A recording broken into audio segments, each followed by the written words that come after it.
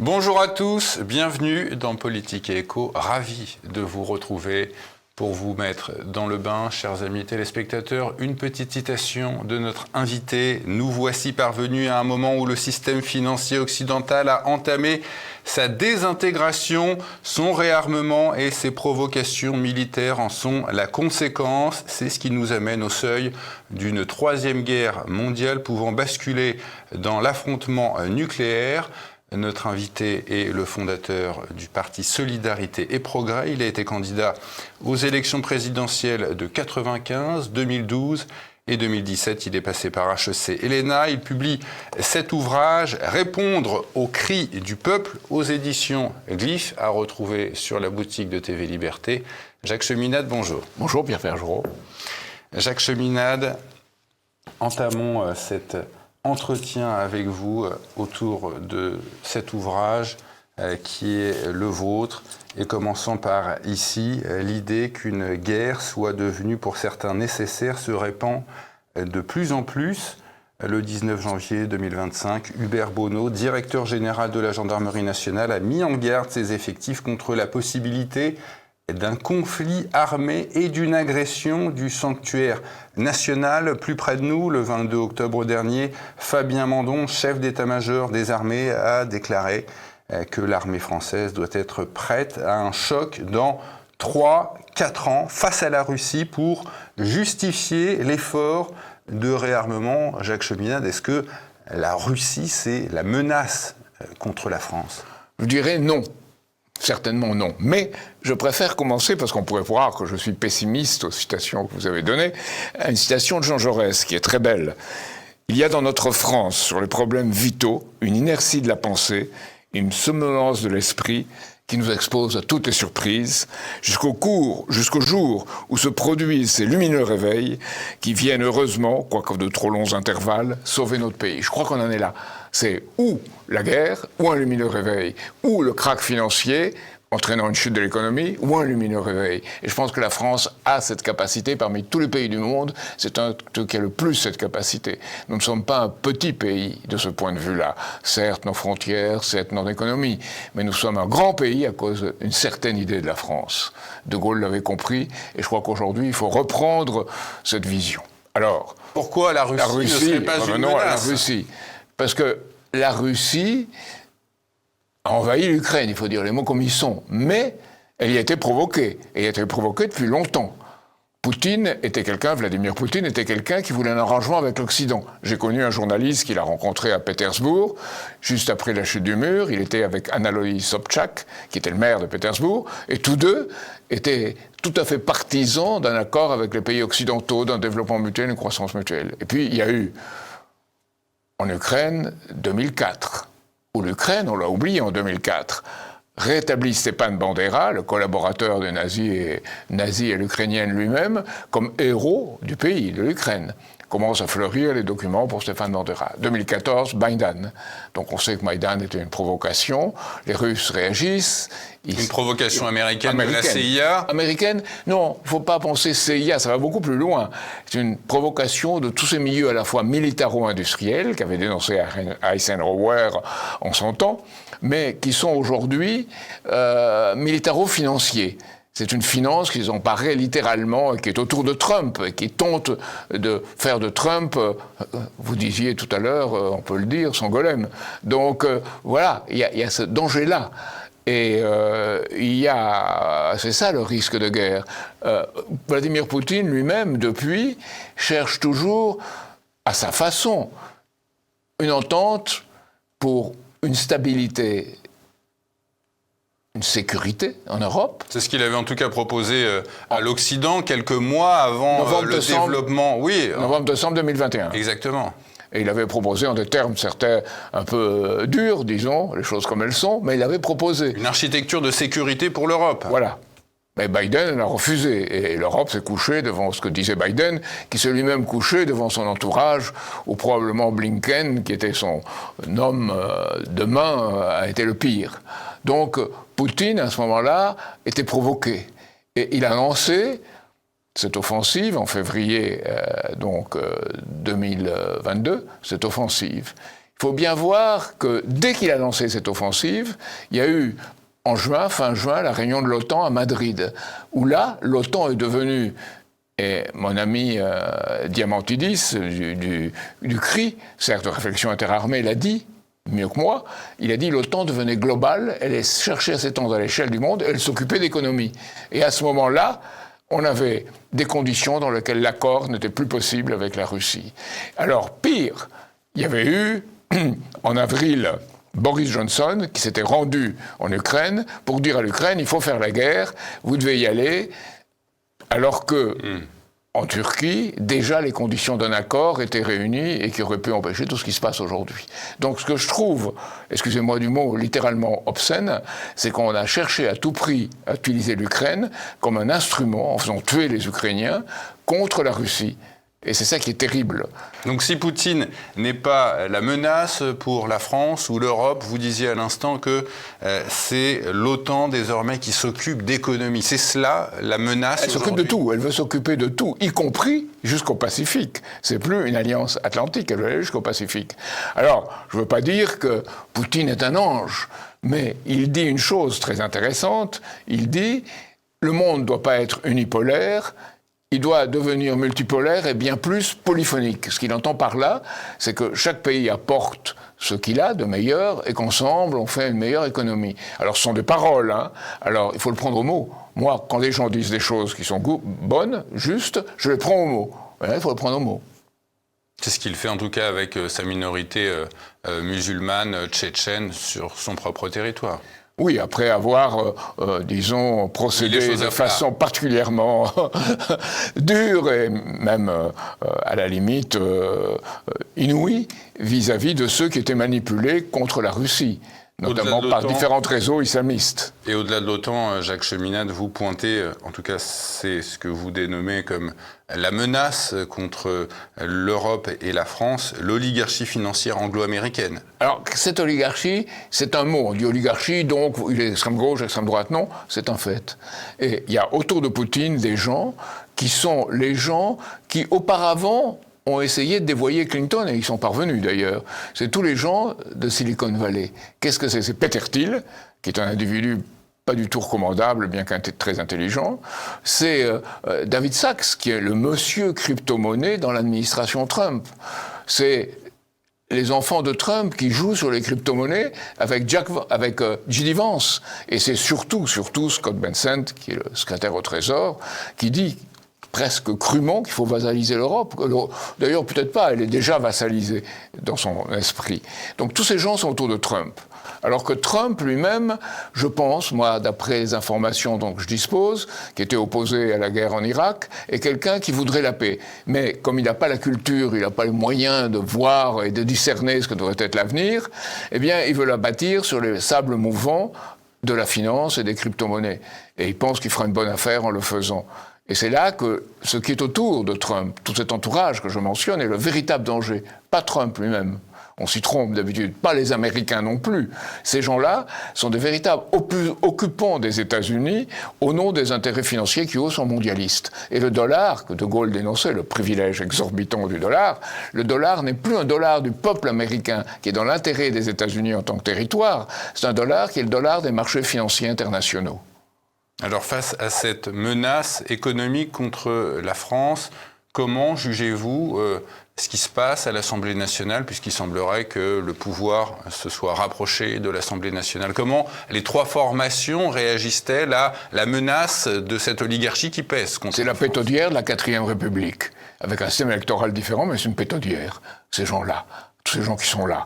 Voilà une droite et une extrême droite qui dit la grande menace, c'est les musulmans, c'est l'immigration. Ce sont des problèmes réels.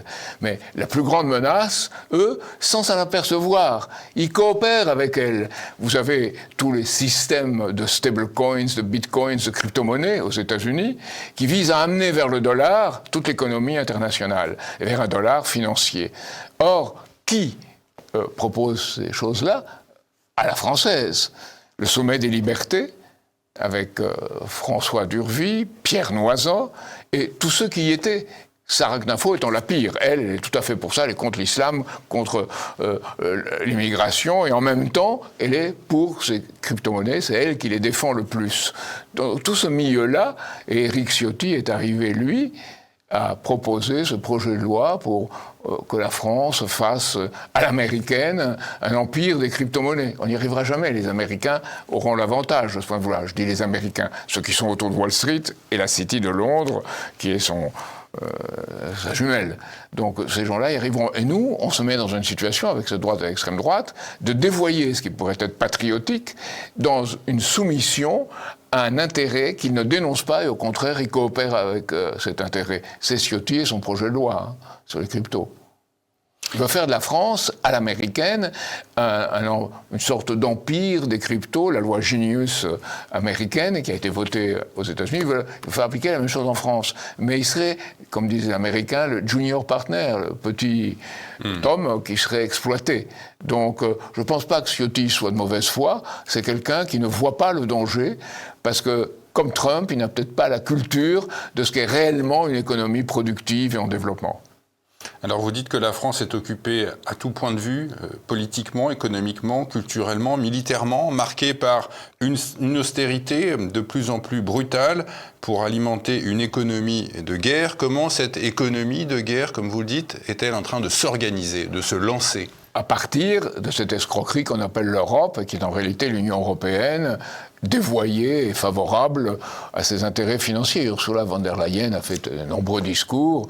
C'est une sorte de personnage en réalité intellectuellement et en capacité de domination relativement secondaire, mais qui est un haut-parleur de toutes ces orientations-là. On va acheter des armes américaines pour les fournir à l'Ukraine. On va faire un réarmement en France qui est un réarmement contre la Russie. Et ce que vous avez cité, Demandons, de Pierre Schill et tout ça, c'est ça, c'est contre la Russie. Et on pense que la Russie est l'ennemi existentiel. Or, je crois qu'il y a une erreur, d'abord sur la Russie, et ensuite il y a une erreur sur l'idée d'ennemi existentiel. C'est la notion du juriste du Reich, à l'époque, Carl Schmitt, qui disait c'est la nécessité d'avoir un ennemi qui détermine notre existence. Et c'est ce sont les Américains avec les communistes et depuis avec le monde musulman. Et même avec le Venezuela aujourd'hui. C'est invraisemblable. Bon, c'est pas que j'ai la sympathie pour Maduro, mais les Américains bombardent des bateaux vénézuéliens en disant qu'ils sont bourrés de drogue. Or, ils les bombardent dans les eaux internationales. Ils tuent des civils qui sont sur ces bateaux, on ne sait pas s'ils sont trafiquants de drogue ou pas. Mais le trafic de drogue, c'est l'excuse pour s'attaquer à un pays qui ne leur convient pas. Et c'est, à travers le Venezuela, toute l'Amérique latine qui est visée. Il ne faut pas se faire d'illusions, y compris le Mexique. Dans ce réarmement européen, aidé par les États-Unis contre la Russie, vous vous rappelez ce qui s'est passé le 13 décembre 2023. Le Parlement européen vote la création d'un conseil politique transatlantique sous la direction des responsables de la politique étrangère des États-Unis et de l'Union européenne. Son but, poursuivre la coopération essentielle entre l'Union européenne et les États-Unis, quels que soient les résultats électoraux de part et d'autre de l'Atlantique. Ça, c'est la vision qu'a cette oligarchie financière. Et maintenant, les seigneurs de la tech de Silicon Valley, qui essayaient de circonvenir Clinton et qui maintenant essayent de le faire avec Trump. C'est ce qu'on a. Et ces seigneurs de Silicon Valley, il faut bien voir les choses comme elles sont. Il y a dans l'armée américaine maintenant, pour faire valoir l'intelligence artificielle à des fins militaires, et pour faire valoir le numérique dans le militaire, il y a 4 personnages qui ont été nommés lieutenant-colonel dans l'armée pour le faire. Un vient de Meta, 2 viennent d'OpenAI, et le 4e vient de Palantir. Et Palantir, c'est la société qui a été utilisée. Elle a dit « Ah oui, mais c'était une erreur ». Mais elle a été utilisée pour le bombardement en Iran. C'est elle. Et l'équivalent, pas exactement Palantir, mais l'équivalent est utilisé par l'armée israélienne pour frapper le Hamas. Alors, qu'est-ce que fait Palantir ou ses imitateurs en Israël et aux États-Unis? Ils disent, voilà, il y a un homme du Hamas ici, allons-y. Et on y va, il y a 50 civils autour, tant pis, ils sont tués. C'est-à-dire qu'on a cette forme de guerre qui n'est pas une guerre, qui est une destruction de population avec des fins de voir son identité absolument imposée à l'autre qui apparaît comme un ennemi. Le Palestinien en cet état de cause. Et c'est complètement contraire au principe du judaïsme. Reçoit tout homme avec un beau visage, c'est le judaïsme qui l'a dit. Et Netanyahou, Ben Gvir et Smotrich ont un visage qui n'est pas particulièrement beau. Dans ce réarmement, on l'a vu, c'était le 27 juillet dernier, l'Union européenne a conclu un accord commercial avec les États-Unis où elle s'engage à acheter du matériel militaire américain. Oui, c'est ce que je disais. Et dans le même temps, on l'a vu il y a quelques années, il y a quelques mois, la présidente de la Commission, Ursula von der Leyen, s'est engagée à un plan de réarmement de l'Union européenne avec plusieurs centaines de milliards d'euros, le plan Réarme Europe. Donc, est-ce que ça sera avec du matériel américain, avec du matériel... En fait, on est un petit peu perdu. On va acheter du matériel aux Américains, on nous promet un réarmement sur le sol européen. Dans quelle direction ça va ? On voit là, disons, la médiocrité, pour être gentil, d'Emmanuel Macron. Lui espérait bénéficier des 800 milliards de l'Union européenne. Les Allemands ont dit non, non, non, non, non. Nous, on investira 500 milliards, mais pour nous. Et qu'est-ce qui reste à l'Union européenne ? 150 milliards entre 27 pays, c'est-à-dire presque rien. Donc Macron fait des tourniquets de va-t-en-guerre avec aucun des moyens de défendre notre pays. C'est ça qui est la situation aujourd'hui de la France. On est une sorte de, je dirais, de serviteurs d'intérêts qui ne sont pas les nôtres. Et on est serviteurs sans les moyens d'apporter aux autres quoi que ce soit. Donc on est complètement méprisé et Macron est vu, comme le dit Trump, « Ah, mon petit Emmanuel ». Alors vous avez à plusieurs reprises, Jacques Cheminade, évoqué le trafic de drogue. Le trafic de drogue international, vous dites que c'est bien l'oligarchie financière mondiale qui l'organise, ce trafic, ainsi que le blanchiment de ces revenus. Alors, qui sont les personnalités, les institutions à l'origine de cette organisation mafieuse ? Il faut dire que ce jugement est partagé en France par Roland Sanviti, qui a fait beaucoup d'efforts pour cela, qui a fait circuler notre petit livre sur la drogue et le trafic de drogue, et il est partagé au niveau international par toute une série de gens qui se sont penchés, en particulier en Chine, qui a l'expérience du trafic de l'opium et de la consommation d'opium qu'on lui avait imposé, qui travaillent à dénoncer cette mafia internationale qui contrôle toute la drogue et le trafic de drogue et le blanchiment. Et en France, vous voyez, partout, les gens sont étonnés, bouleversés, furieux et désespérés de voir que la drogue, je sais pas, est aguerrée à Issoire, à Figeac. Elle n'est pas seulement à Marseille. Marseille est devenue presque, et Retailleau a raison, au moins sur ce plan-là, mexicanisée. On a tout ce trafic de drogue. Comment est-ce possible ?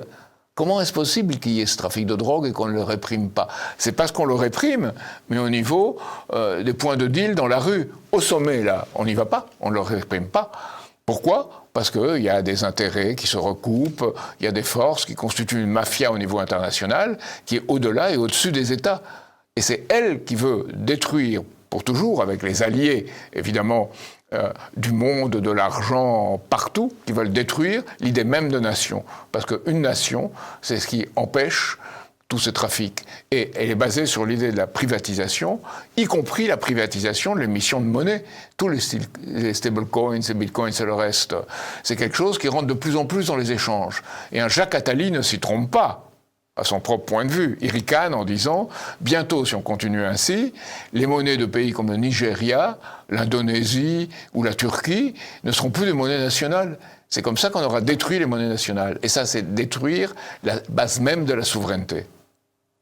Alors justement, vous parlez de destruction et sur ce capital financier qui est au cœur de votre ouvrage, Jacques Cheminade, vous dites qu'il est condamné à se détruire lui-même. Alors, comment comprendre la folie de ce système? Alors, il n'est pas au cœur de mon ouvrage. Au cœur de mon ouvrage, c'est comment en sortir et d'être optimiste. Non, mais vous faites le diagnostic. Je dénonce le diagnostic, ce capital financier. Alors, ce capital est fictif. Pourquoi? Parce qu'il était mis sans contrepartie dans le secteur productif, dans la production, ni dans ce qui est bon pour l'être humain. Et il découle de cette conception qu'il y a des amis et des ennemis, et que la justice, c'est nuire aux ennemis et favoriser les amis.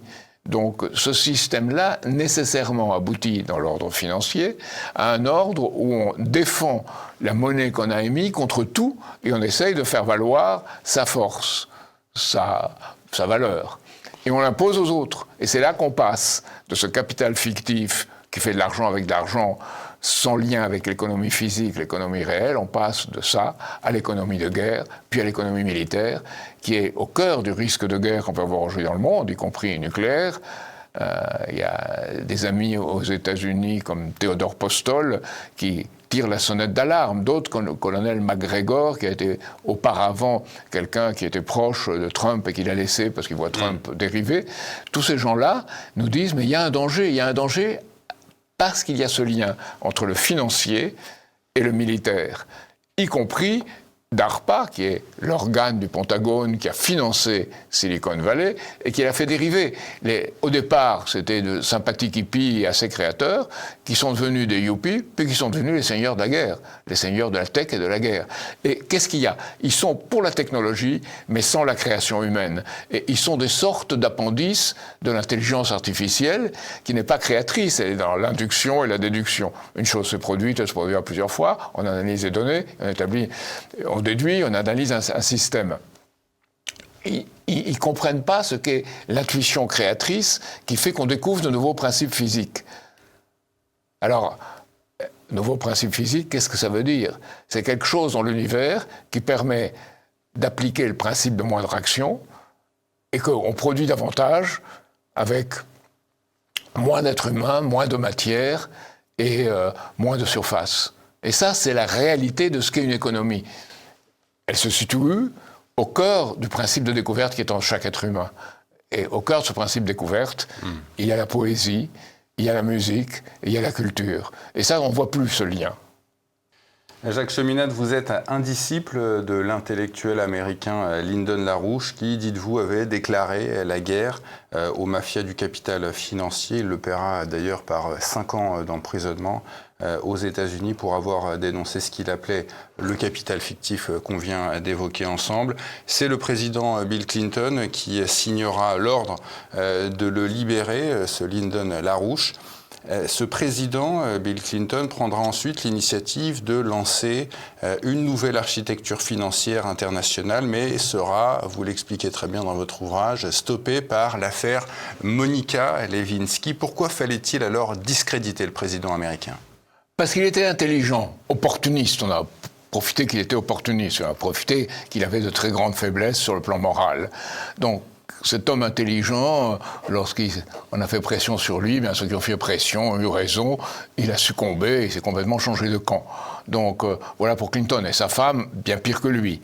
Donc il y a tout ce monde-là, Bohemian Grove, le Bloomberg, oui, l'ancien maire de New York, tout ce qui tourne autour de ces sphères où se réunissent ces gens, pas pour décider, mais on leur communique ce qu'il ne faut pas dire, et surtout ce qu'il faut dire, et ce qu'il ne faut pas faire, mais ce qu'il faut faire. Et ça, c'est ce qui est au-dessus des États aujourd'hui dans le monde, des États-nations. Les fédérateurs extérieurs dont parlait le général de Gaulle. Mais qu'est-ce qu'avait tenté d'établir Bill Clinton ? Il avait une nouvelle architecture financière internationale dans laquelle on finançait l'économie réelle. C'est son idée. Il ne savait pas très bien ce qu'était l'économie réelle, comme Trump qui parle du système américain et qui ne sait pas ce qu'est le système américain. Qu'est-ce que ça veut dire ? Les gens ne se penchent pas sur les choses auxquelles ils devraient se pencher. Il y a tout un échange de correspondance entre Carey, le grand économiste américain, et Marx. Et Carey défend le système américain d'économie politique. Je dirais que c'est un système qui est très proche de ce qu'on avait en France à la Libération. Parce que ce système combat les féodalités financières sans reprendre l'idée que la lutte des classes est fatale. Donc, il y a des choses qui, moi, me rendent optimiste par rapport à la situation d'aujourd'hui. Vous me donnez 2 minutes pour le dire ? Bien sûr. La première, c'est qu'il y a dans l'être humain quelque chose qui se rébelle contre les ordres qu'on lui donne. Et pour moi, 3 hommes ont sauvé le monde.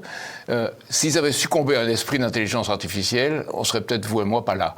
Ces 3 hommes, c'était Vassili Arkhipov, Stanislav Petrov et un Américain de russe, de soviétique à l'époque, Eleonard Perouts. Ils avaient reçu l'ordre, ou ils devaient recevoir l'ordre, de lancer des missiles nucléaires, les uns sur les États-Unis, les autres sur l'Union soviétique. Et ils ont refusé au dernier moment.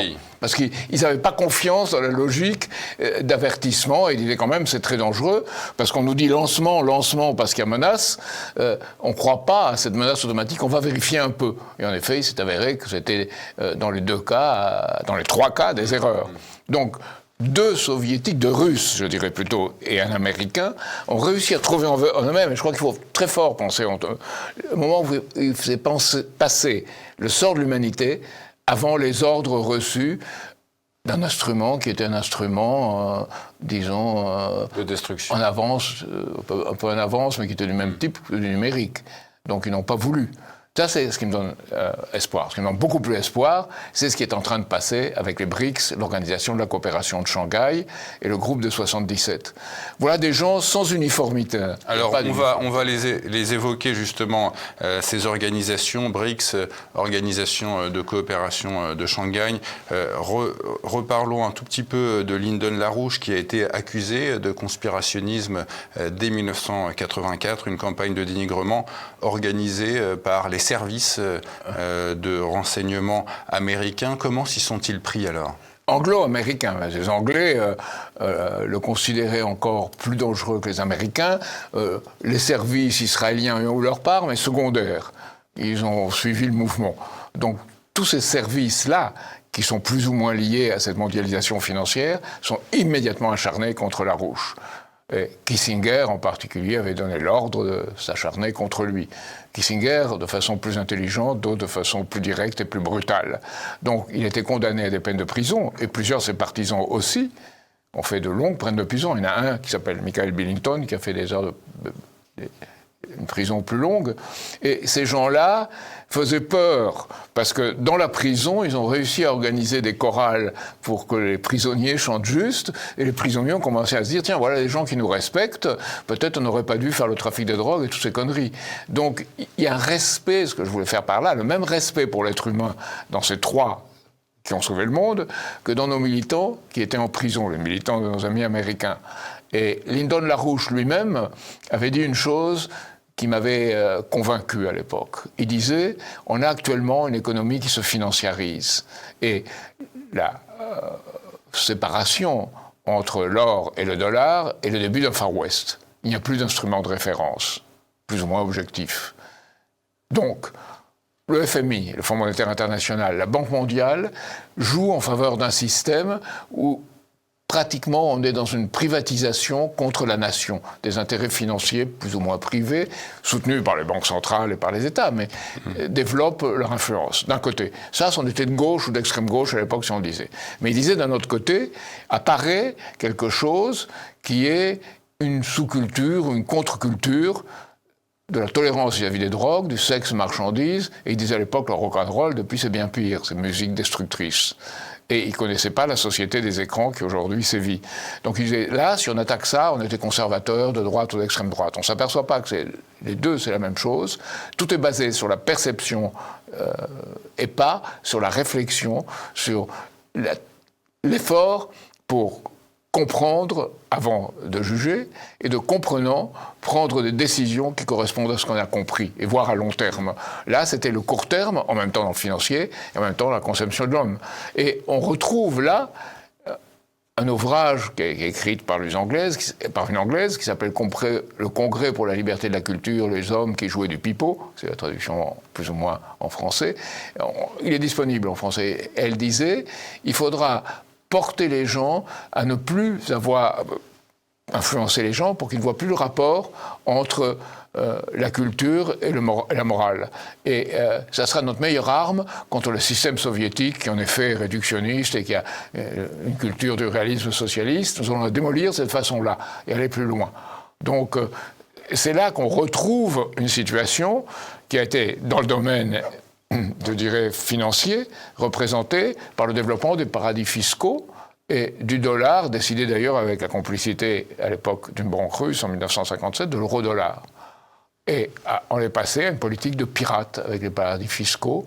Et le moyen de développer leur puissance est, nous disons, c'est des éléments d'un empire britannique installé aux États-Unis, au Delaware, qui est un paradis fiscal, et comme par hasard, Biden en était l'élu.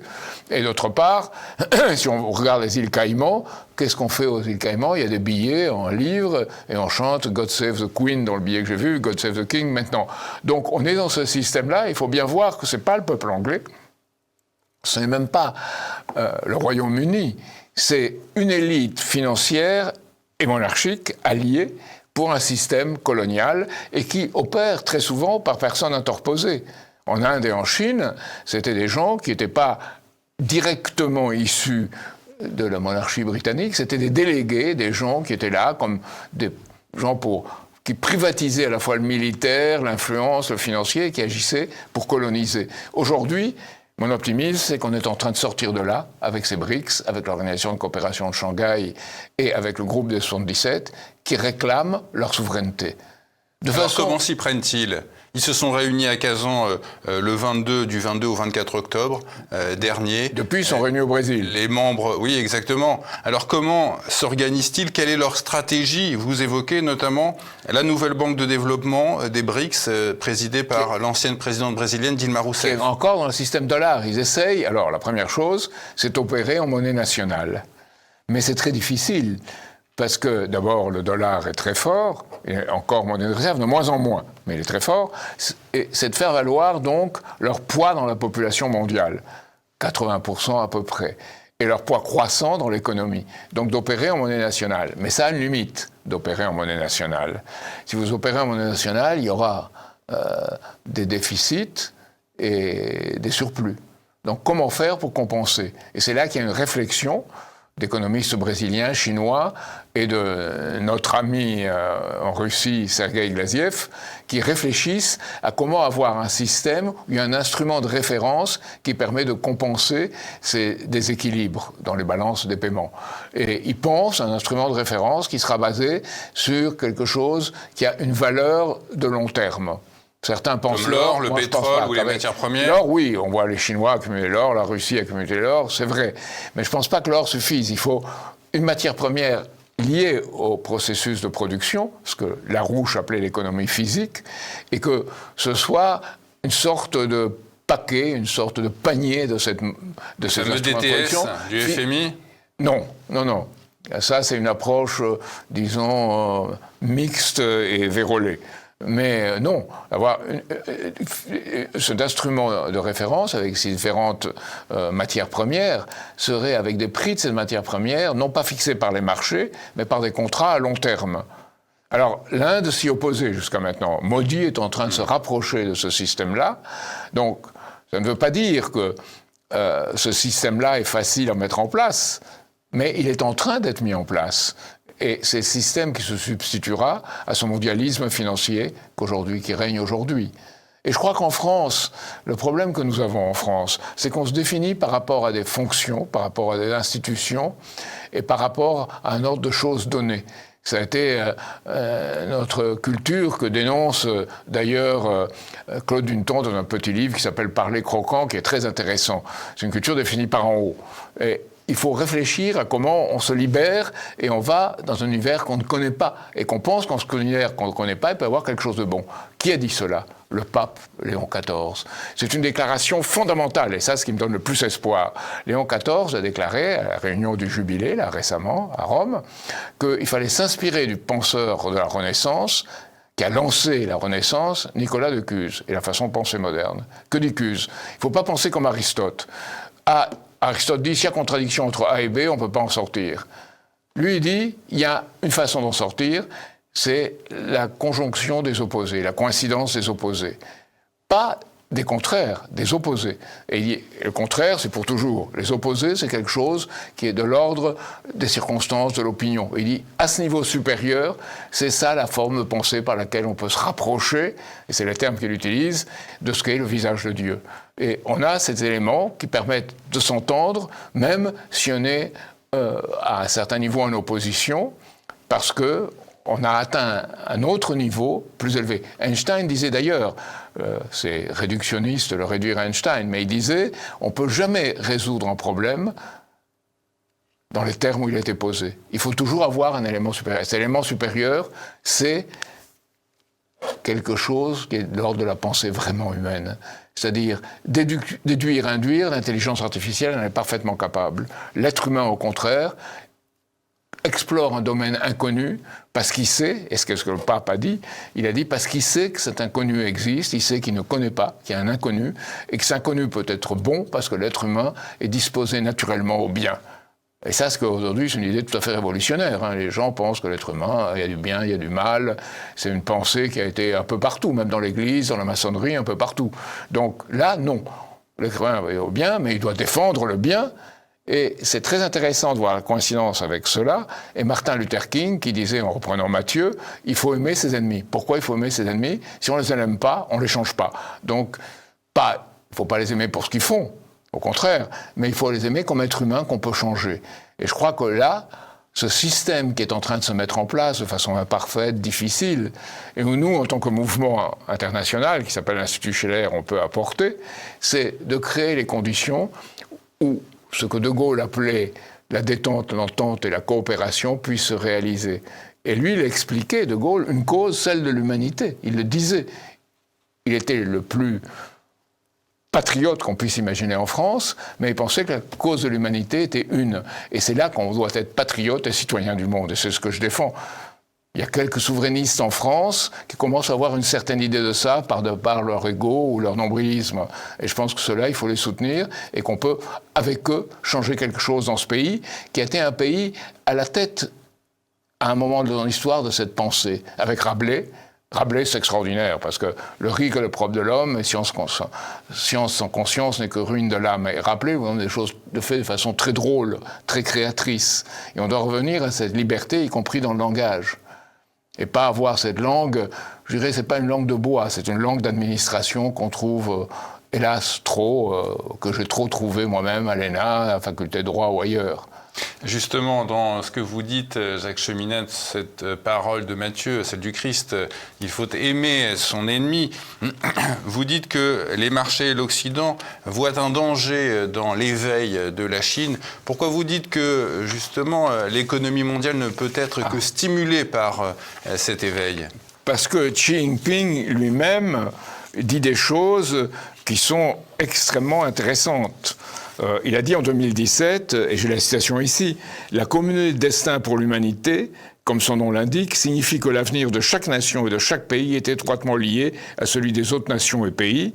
Nous devons partager heurts et malheurs et vivre en harmonie dans ce grand foyer commun qu'est notre planète afin de réaliser les aspirations des peuples du monde à une vie meilleure. » Curieusement, c'est pas la même chose, mais il y a une résonance, un écho avec ce que vient de déclarer Léon XV du point de vue de Nicolas de Cuse, qui est supérieur, hein, pour moi.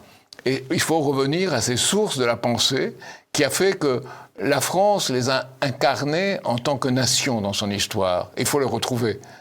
Et c'est à ce moment-là qu'on pourra avoir un lumineux réveil. Et je pense que les conditions sont en train d'être réunies, parce que quand on touche le fond, c'est là qu'on se ressaisit. Je crois beaucoup à ce que disait le poète allemand Hölderlin, quand il disait « Plus croît le péril, plus croît ce qui sauve », en potentiel, et pourvu qu'on s'engage. C'est pour ça que nous avons organisé cette réunion du 8 novembre. Nous avons réuni différentes sensibilités du monde pour aller dans ce sens, un nouvel ordre économique, une nouvelle architecture internationale de sécurité et de développement mutuel. Et Poutine parle du côté polyphonique de cette société, qui ne doit pas être ni unipolaire, ni même multipolaire, beaucoup plus que ça. Certains de mes amis, comme Jérôme Ravenet, qui a écrit sur la pensée de Xi Jinping, parlent de multiperspectivisme.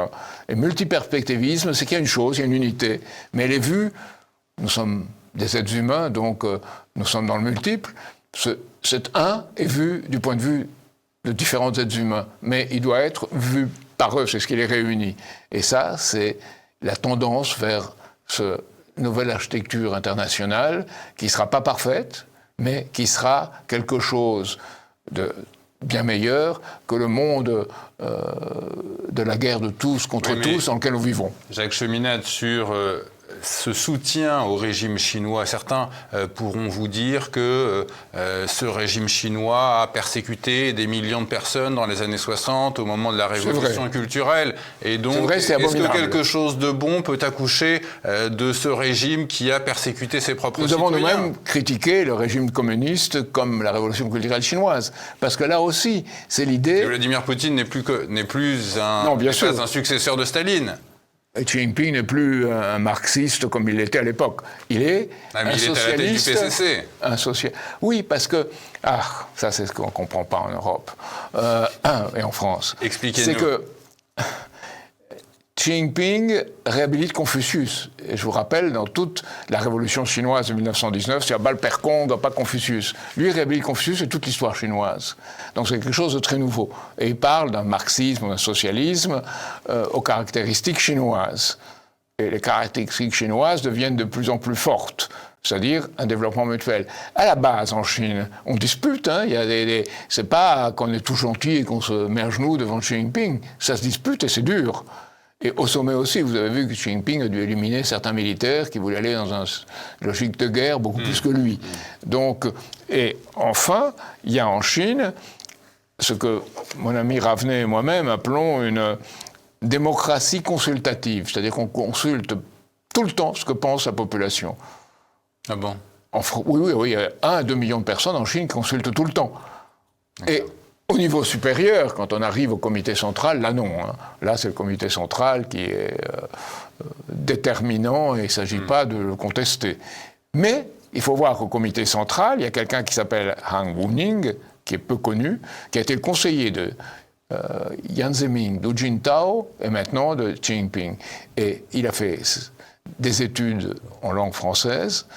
Il parle très bien le français et il a dit... Professeur de sciences politiques. Les prédécesseurs bourgeois, c'est ces termes, de la souveraineté, c'est Jean Bodin et c'est Jacques Maritain. Donc c'est extraordinaire. Des Français. Jacques Maritain, le conseiller de Paul VI, qui a déclaré le nouveau nom de la paix, c'est le développement. Moi, je dirais le développement mutuel. Et nous avons organisé au niveau international une coalition internationale pour la paix, où il y a des gens très différents.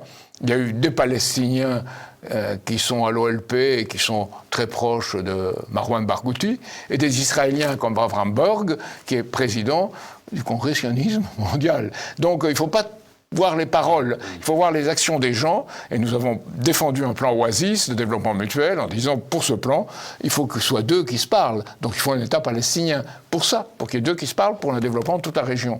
Sans ça, on va avoir le Moyen-Orient en champ de bataille, et pas seulement. Si l'entourage de Trump le pousse à aller, Rubio, qui est le pire dans l'entourage de Trump, le ministre des Affaires étrangères, qui veut taper sur le Venezuela, ils ont envoyé le USS Gerald Ford au large du Venezuela. Il était avant en Croatie. Ils ont envoyé des bateaux et tout. Je ne sais pas ce qui va se passer. Mais il y a ce danger. Et Trump ne le veut pas, mais en même temps, il ne sait pas comment résister, parce qu'il est sous pression. Donc c'est ça le danger dans le monde. Et la France, par rapport à cela, en Europe, est encore plus va-t-en-guerre que Trump. C'est ça, derrière ce que fait Macron et ce que dit Macron. Et ce n'est pas tel ou tel général qui est important, c'est ce que dit Macron. Et les généraux en retraite pensent beaucoup plus comme nous que Macron lui-même. 2 questions qu'ils ne soutiennent Macron lui-même. 2 questions pour terminer avec vous, Jacques Cheminade. L'intelligence artificielle, vous dites que les risques sont énormes, mais les possibilités encore plus énormes. Faut-il être méfiant avec l'intelligence artificielle ? Je reprends ce qu'a dit le pape, parce que ça correspond très bien à ce que Helga Zepp-Larouche, qui est mon amie allemande et qui est présidente de l'Institut Schiller, pense aussi. C'est que la pensée de l'être humain, c'est une pensée qui va au-delà de l'induction et de la déduction, qui est l'intelligence artificielle. Et que, en rester au niveau de l'intelligence artificielle, c'est finalement prendre des décisions qui ne correspondent pas à notre façon de penser humaine dans certains cas fondamentaux. Il y a un exemple. On a pris des enfants entre 3 et 7 ans et l'intelligence artificielle, un ordinateur branché sur l'intelligence artificielle. Et on leur a donné, c'était une théière, une règle et 3 objets qui ne sont pas pertinents pour l'expérience. On a donné tout ça. Et on a dit, tracez un cercle. L'intelligence artificielle n'a pas été capable. C'est quelqu'un qui ne correspondait pas aux données qu'elle avait reçues par rapport à la règle. Elle a pris la règle comme si c'était un compas, elle a essayé, elle a échoué. Les enfants ont réussi.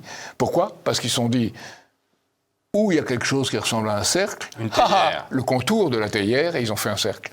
Donc c'est là que, c'est un exemple banal, hein, mais c'est là que se situe la différence. Et le danger de l'intelligence artificielle, c'est pas qu'elle va se substituer à l'être humain, pas, mais qu'elle va nous rabaisser au niveau d'une pensée qui est la non-pensée qu'elle a, c'est-à-dire un niveau d'Aristote. Et ce que vous voyez, moi je vois le grand danger de l'intelligence artificielle, c'est aux États-Unis, comme en France maintenant, ces conseillers psychologiques ou ces gens qui sont le conseil dans l'intelligence artificielle et qui ont conduit déjà des gens à se suicider, parce que l'intelligence artificielle, elle vous dit toujours à la longue ce que vous pensez, ce que vous...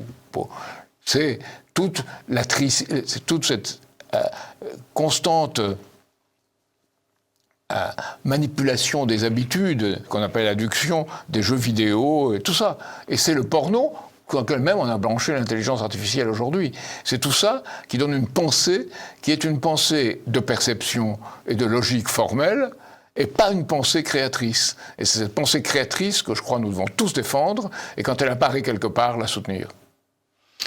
Vous dites enfin, Jacques Cheminade, qu'il ne suffit plus de grand-chose pour renverser notre système politique. Quelle va être l'étincelle qui fera tout sauter ? Je ne sais pas.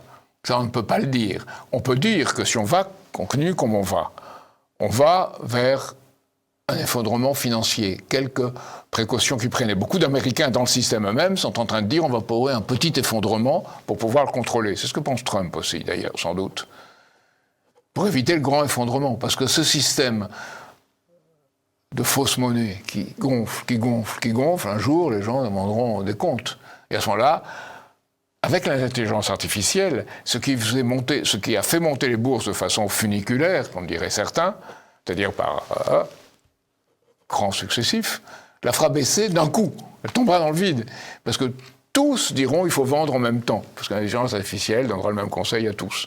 Donc, c'est inéluctable si on continue comme on va. C'est pas du tout inéluctable en fatalité, si on continue comme on va.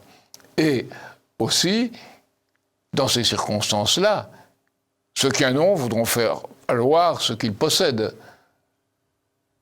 Et à ce moment-là, ils iront, y compris, vers des attitudes très proches du conflit militaire, et on sera dans le risque, à nouveau, qui commence à se dessiner d'une guerre nucléaire.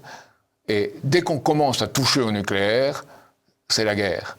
Alors ce n'est pas la même chose auparavant, ça l'est devenu aujourd'hui, à cause d'avoir branché l'intelligence artificielle sur la monnaie et l'intelligence artificielle dans le domaine militaire. Et c'est ça le vrai danger. Vous me demandiez au début quel était le vrai ennemi, c'est ça.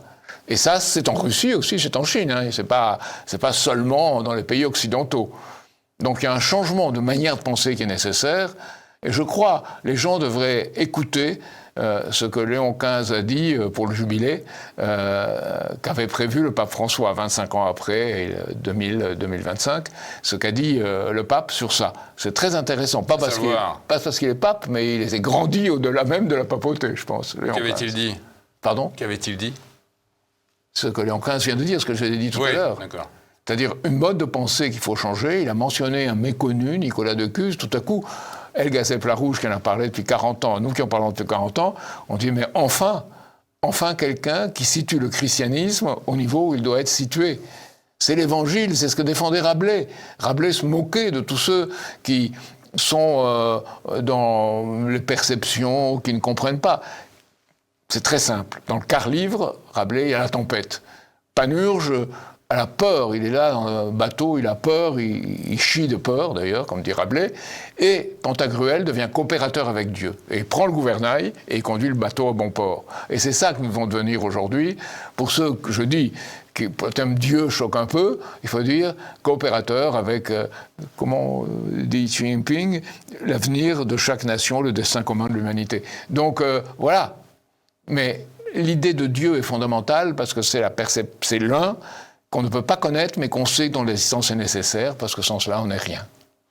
Les paroles prophétiques peut-être de Jacques Cheminade dans son ouvrage « Répondre aux cris du peuple » à retrouver sur la boutique. Est-ce que je peux faire encore une citation, la dernière? Eh bien, si, allez-y. La dernière, c'est une citation, alors curieusement, de Lamartine, l'homme qui aux élections n'avait pas eu plus de voix que moi, il avait 0,3, moi j'ai eu 0,27. Donc, il a dit « Le rôle de la poésie est d'appeler l'homme sans cesse en avant en lui montrant du doigt des utopies, des républiques et des cités de Dieu, en inspirant surtout à la société le courage, et aux hommes, le courage de les atteindre. » Et c'est ce courage qu'il faut retrouver. Merci Jacques Cheminade. Merci à vous de nous avoir suivis. Tout de suite après cette émission, la chronique économique et financière de notre ami Philippe Béchade. Et quant à nous, on se retrouve la semaine prochaine. À bientôt. Salut.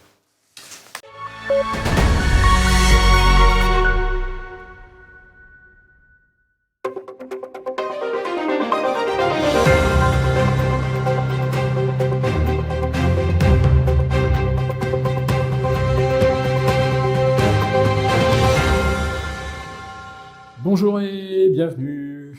Voici notre rendez-vous hebdomadaire de décryptage de l'actualité économique et géopolitique en mode affranchi. Je salue tous les abonnés de TV Liberté pour cet épisode que je vais intituler « Le budget 2026, version Parlement, c'est Bayrou Empire ». Allez, je ne vais pas avoir le temps de reprendre toutes les propositions de hausse de taxes, d'impôts, de réduction d'avantages diverses ou de niches fiscales. Bon, je vais quand même aller à l'essentiel parce que ce qui me paraît peut-être le plus dommageable, eh bien, c'est l'adoption d'une hausse de la CSG pour 2026 et 2027, et pas qu'un peu, puisque ça va faire plus 1,4% l'an prochain et ça fera encore 0,8% en 2027. Autrement dit, la CSG va augmenter tout simplement de 20%. Rappelons-nous que la CSG s'applique à l'ensemble des revenus, y compris ceux de l'épargne. Autrement dit, même si on ne le dit pas ouvertement, la flat tax, elle a cessé d'exister, en tout cas celle à 30%, a cessé d'exister. On est déjà donc à 31,4%, on sera à probablement plus de 33% en 2027 si on applique toujours le même taux. Et ça va toucher tout le reste, les revenus de l'assurance vie. Rien n'échappe, comme vous le savez, à la CSG, qui est d'autant plus injuste, comme vous le savez, qu'elle est non déductible. Donc là aussi, les retraités, ils vont subir la double peine, la CSG s'appliquant à leur retraite et également aux revenus de l'épargne. Bon, il y a d'autres joyeusetés, bien sûr, comme la tentative de rétablissement de l'exit tax pour vous condamner définitivement à rester à la merci des ponctionnaires et d'être un esclave fiscal, quel que soit l'endroit de la planète où vous tentez de vous cacher, entre guillemets, non, de couler des jours heureux et surtout de garder un peu plus de votre épargne pour votre usage souverain, si j'ose dire. Et la souveraineté, oui, c'est bien le gros problème de la France. Elle n'en a plus sur le plan monétaire, elle n'en a plus sur le plan fiscal, ou en tout cas, quand on lui dit faut verser 6 milliards de plus au pot commun de l'euro, de l'Europe. Bon, la France s'exécute. C'est même pas discuté à l'Assemblée nationale. Alors, ce que l'Assemblée va ensuite discuter, c'est comment aller combler ce trou de 6 milliards, puisque l'Europe nous a demandé de payer, et que ça, il n'y a jamais la moindre objection, le moindre refus.